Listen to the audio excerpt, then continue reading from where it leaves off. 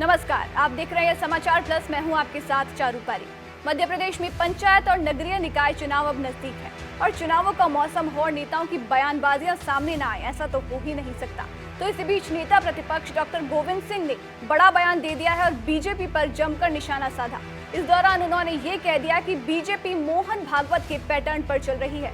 बिहार चुनाव से पहले मोहन भागवत ने आरक्षण को खत्म करने की बात कही थी, लेकिन जब चुनाव में झटका लगा तो फिर से आरक्षण देने की बात कहने लगे। इसके अलावा उन्होंने बीजेपी पर क्या आरोप लगाए हैं, देखिए इस रिपोर्ट। आरोप प्रत्यारोप के सिलसिले में नेता प्रतिपक्ष आरक्षण को लेकर बीजेपी पर कई सवाल उठाते दिख रहे हैं। नेता प्रतिपक्ष गोविंद सिंह बोले कि पंचायतों में जो आरक्षण हुआ वो सही नहीं है। जिस हिसाब से प्रदेश में आबादी है उस हिसाब से आरक्षण नहीं दिया गया। क्या लगता है आपको? पूरी तरह से भारतीय जनता पार्टी मोहन भागवत जी के एजेंडे पर चल रही है।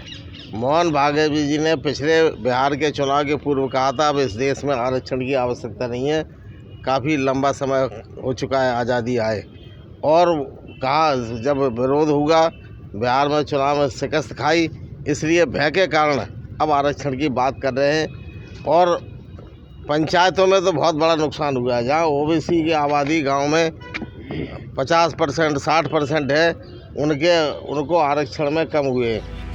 आपको बता दें कि राज्य में बीजेपी के शासन को लेकर भी नेता प्रतिपक्ष ने काफी कुछ कहा और सीएम शिवराज पर जमकर निशाना साधा।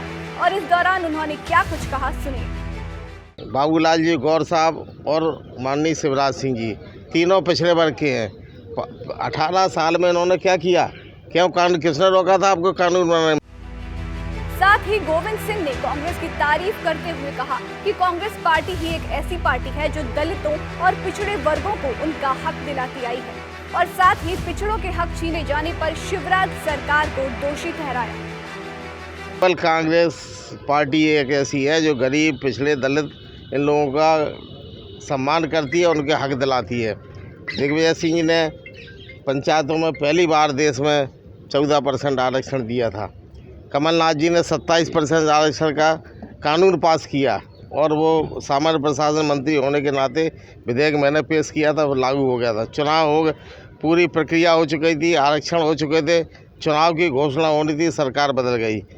किसने रोका था कि उसी आरक्षण को दोबारा आप वहाँ लेके जाओ?